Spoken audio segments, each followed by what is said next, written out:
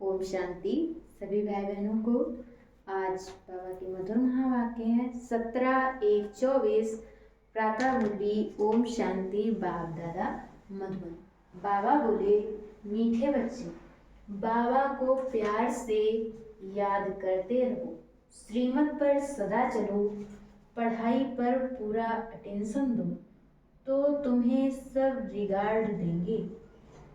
प्रश्न है, अतीन्द्रिय सुख का अनुभव किन बच्चों को हो सकता है? उत्तर में बाबा ने बताया, फर्स्ट पॉइंट, जो देही अभिमानी है। इसके लिए जब किसी से बात करते हो या समझाते हो तो समझो मैं आत्मा भाई से बात करता हूँ। भाई भाई की दृष्टि पक्की करने से देही अभिमानी बनते जाएंगे। दूसरे पॉइंट में बाबा ने बताया है, जिन्हें नशा है कि हम भगवान के स्टूडेंट हैं, उन्हें ही अतीन्द्रिय सुख का अनुभव होगा। गीत है, कौन आया मेरे मन के द्वारे। ओम शांति। बाप बैठ बच्चों को समझाते हैं। दूसरी कोई संस्था में ऐसे नहीं कहते कि बाप बच्चों को समझाते हैं। बच्चे जानते हैं कि बरोबर सब बच्चों का बाप एक ही है, सब ब्रदर्स हैं। उस बाप से जरूर बच्चों को वर्षा मिलता है।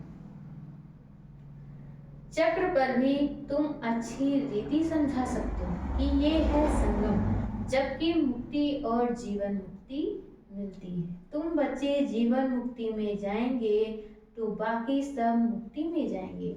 सदगति दाता, लिबरेटर, गाइड उनको ही कहा जाता है। रावण राज्य में कितने ढेर मनुष्य हैं। राम राज्य में एक ही आदि सनातन देवी देवता धर्म था। उनको आर्य और अनआर्य कहते हैं। आर्य सुधरे हुए, अनार्य ना सुधरे हुए को कहा जाता है। इसका अर्थ भी कोई नहीं जानते कि सुधरे हुए से अनसुधरे कैसे बने। आर्य कोई धर्म नहीं था, सुधरे हुए ये देवताएं थे। फिर 84 जन्म के बाद अनसुधरे बनते हैं। जो ऊंचे थे, ऊंचे पूज्य थे, वही पुजारी बन पड़े। हमसो का अर्थ भी बाप ही समझाते हैं। सीढ़ी पर समझाना बहुत अच्छा है। ऐसे नहीं कि आत्मा सो परमात्मा, परमात्मा सो आत्मा।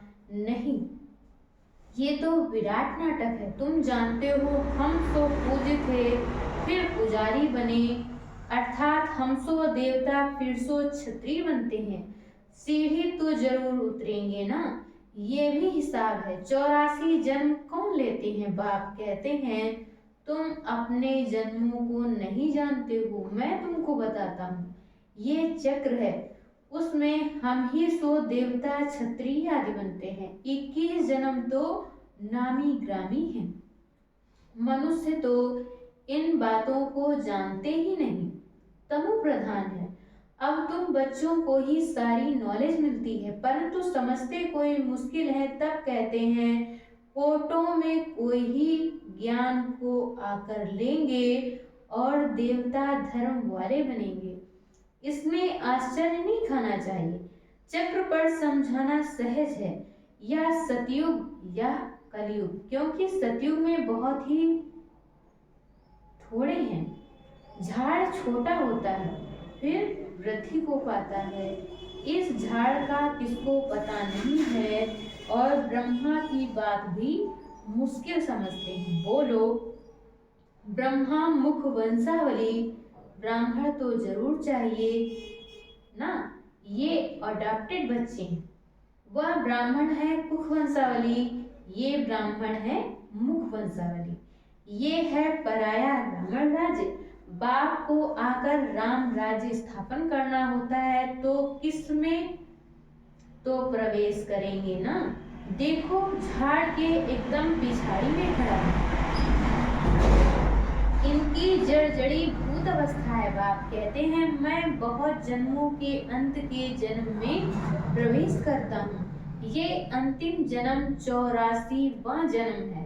तपस्या कर रहे हैं हम, इनको भगवान नहीं कहते हैं। दुनिया वालों ने तो भगवान को सर्वव्यापी कहे धिक्कर धिक्कर में कह दिया है।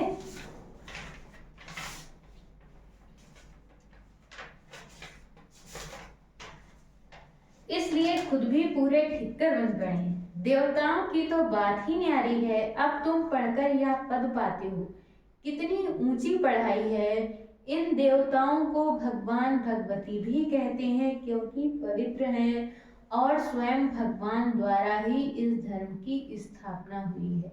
तो जरूर भगवान भगवती होनी चाहिए, परंतु उनको कहा जाता है महारानी महाराजा।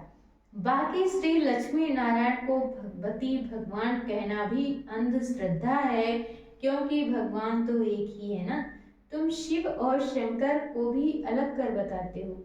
इस पर वो लोग कहते हैं या देवताओं को भी उड़ा देते हैं। तुम्हारी बुद्धि में तो सारा चक्र है, परंतु जो महारथी हैं वही अच्छी तरह समझा सकते हैं। बहुत हैं जो भल सुनते हैं परंतु बुद्धि में ठहरता नहीं, तो वह क्या बनेंगे? पाई पैसे के दास दासियां बनेंगे। आगे चलकर तुमको साक्षात्कार होंगे, परंतु उस समय कुछ कर नहीं सकते। टाइम पूरा हो गया, फिर क्या कर सकेंगे? इसलिए बाबा सावधान करते रहते हैं, परंतु सब ऊंच चढ़ जाएं, ये तो हो नहीं सकता।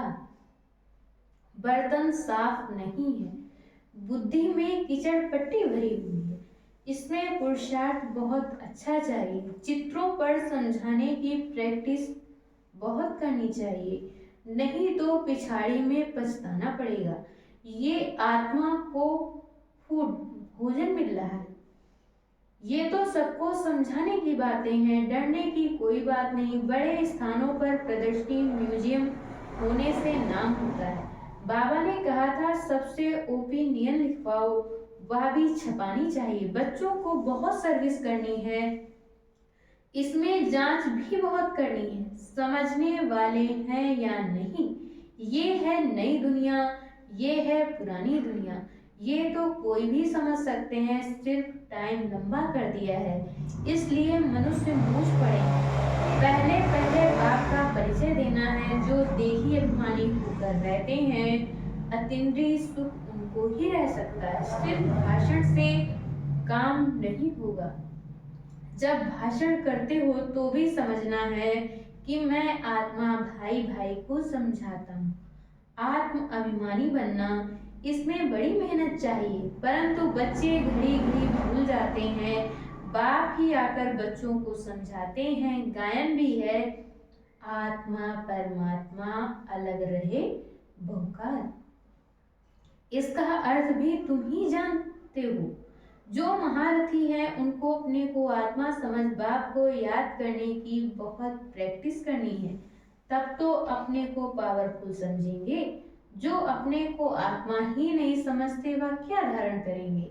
याद से ही तुम्हारे में जौहर भरेगा। ज्ञान को बल नहीं कहा जाता है, योग बल कहा जाता है। योग बल से ही तुम विश्व के मालिक बनते हो।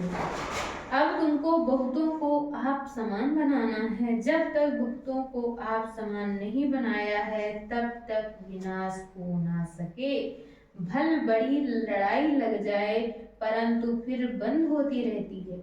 अभी तो बहुतों के पास बॉम्ब्स हैं, परंतु यह रखने की चीज नहीं है। पुरानी दुनिया का विनाश और एक आदि सनातन धर्म की स्थापना होनी है जरूर। थोड़े समय के बाद सब कहेंगे बरोबर या वही वहां भरी लड़ाई है। भगवान भी है जरूर। जब तुम्हारे पास बहुत लोग आएंगे तब सब मानने लगेंगे, कहेंगे ये तो वृद्धि को पाते रहते हैं, इनमें बहुत माइट है। तुम जितना याद में रहेंगे उतनी तुम्हारे में ताकत भरेगी। बाप की ही याद से तुम औरों को लाइट देते हो। यह दादा ब्रह्मा भी कहते हैं, मेरे से भी यह बच्चे बहुत अच्छी सर्विस करते हैं। अभी थोड़ी देरी है।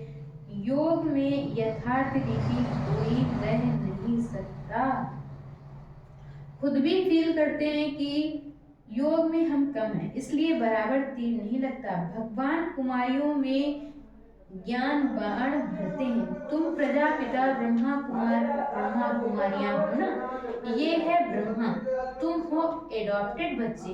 क्रिएटर तो एक ही है, बाकी सब पढ़ रहे हैं, उसमें यह ब्रह्मा भी आ गया।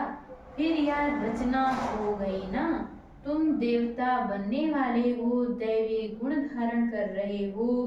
कहाँ कहाँ दोनों पहिए चल नहीं सकते, जैसे कि रेती पर खड़े हैं। बाबा नाम नहीं लेते हैं तो समझना चाहिए बाबा सच कहते हैं। बाबा एक दो के स्वभाव को जान सकते हैं, जिनको आपस में काम रहता है। बच्चे समझते हैं हम ही सिरताज थे, अब फिर बनते हैं। पहले तुम किसको समझाते हो तो मानने के लिए तैयार नहीं होते, फिर धीरे धीरे समझते हैं इसमें बुद्धि बहुत चाहिए। आत्मा में बुद्धि है, आत्मा सच्चित आनंद स्वरूप है। अब तुम बच्चों को देही अभिमानी बनाया जाता है। जब तक बाप ना आए तब तक कोई देही अभिमानी बन ना सके। अब बाप कहते हैं आत्म अभिमानी भव, मामी कम याद करो तो मेरे से शक्ति मिलेगी। यह धर्म बहुत ताकत वाला है, सारे विश्व पर राज्य करते हैं, कम बात है क्या? तुमको ताकत मिलती है बाप के साथ योग लगाने से।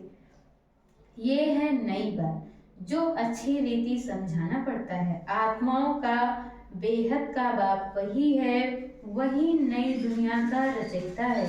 तो शिव का ऑक्यूपेशन समझाओ कि वह आकर क्या करते हैं। श्री कृष्ण जयंती और शिव जयंती दोनों की मनाते हैं। अब दोनों में बड़ा कौन? ऊंच ते ऊंच निराकार। उसने क्या किया जो शिव जयंती मनाई जाती है? कृष्ण ने क्या किया? लिखा हुआ है कि परमपिता परमात्मा साधारण बूढ़े तन में आकर स्थापना करते हैं। अनेक प्रकार के मतांतर हैं, श्रीमत तो एक ही है जिससे तुम श्रेष्ठ बनते हो। मानव मत से श्रेष्ठ कैसे बनेंगे?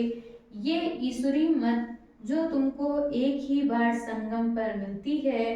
देवताएं तो मत देते नहीं, मनुष्य से देवता बन गए बस खल्लास।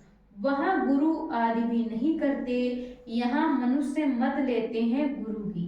तो युक्ति से समझाना है, हम हैं राजयोगी हठयोगी। हठयोगी कभी राजयोग सिखला ना सके, वे हैं ही निवृत्ति मार्ग वाले।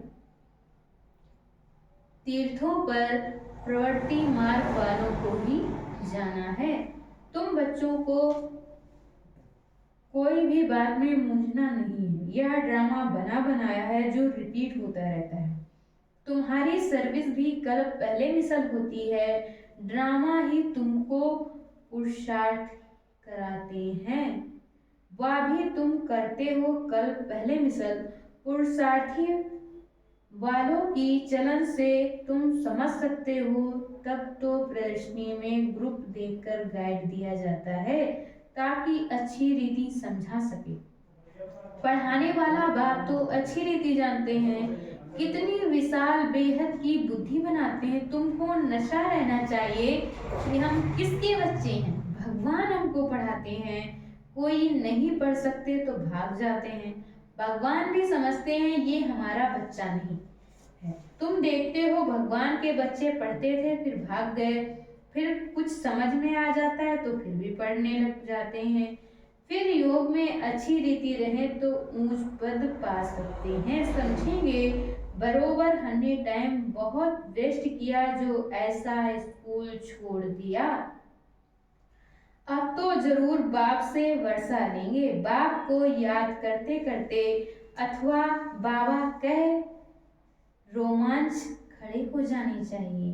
बाबा हमको ऊंच पद प्राप्त कराते हैं, हम कितने भाग्यशाली हैं। घड़ी घड़ी बाबा की याद रहे, डायरेक्शन पर चलता रहे तो बहुत त्रुटि हो सकती है, फिर उनको सभी बहुत बिगाड़ देंगी। बाबा कहते पढ़े आगे अनपढ़े भरी ढोएंगे। देह अभिमान वाले को दैवी गुणों की धारणा हो ना सके। ओके, तुम्हारा चेहरा बहुत फर्स्ट क्लास होना चाहिए। कहते हैं अतीन्द्रिय सुख उन्हों से पूछो जिन्हों को भगवान पढ़ाते हैं। कितनी पढ़ाई पर अटेंशन देना चाहिए और श्रीमत पर चलना चाहिए। तुम्हारे योग की ताकत से विश्व भी पवित्र बन जाता है।